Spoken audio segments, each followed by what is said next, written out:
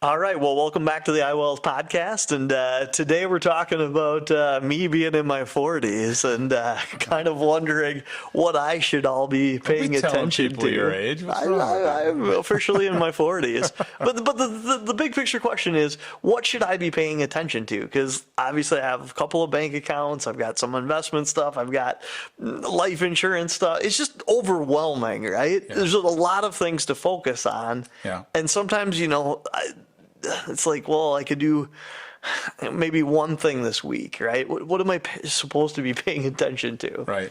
It is difficult, Matt. I mean, when you first get started and you get out of high school, you get a 401k account. Yep. So you might have a checking and a savings and a 401k account. But then as you get older and you get married and have a house, you have insurance policies, you have life insurance, you have homeowners policies, you've got all this stuff going on. It's a lot. It's a way three lot. 401ks ago from the past 3 jobs. Like there's all this stuff kind of around. And we see it all the time at iWealth. We see people that walk in and say, hey, just need help. And it's like a box. And they just sit down and it's just full of stuff. Yep. And it's tax returns and things like that. So, I mean, first and foremost, you need to get organized. And I know you personally, and you're pretty organized. Carol keeps you organized.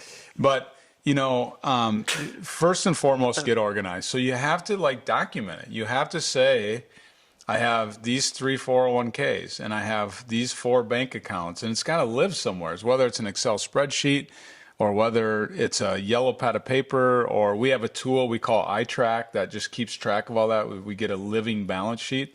But first and foremost, you just have to make sure that you have everything documented. But after you get it documented, it can be cumbersome then too. I mean, think of yourself and the statements that show up each quarter.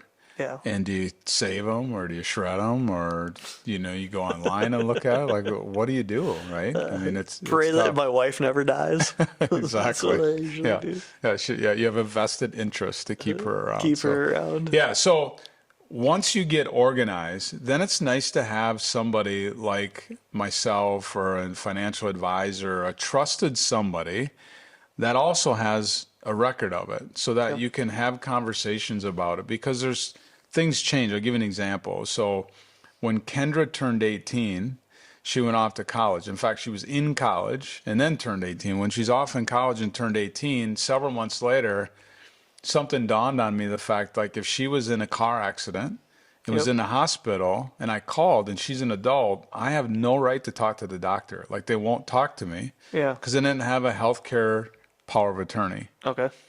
And so I immediately got a hold of an attorney and got that put in place. And now we remind our clients when they have children turning 18 to do those things. So you can be organized, but as your life changes, as time periods change, you have to kind of adjust along the way.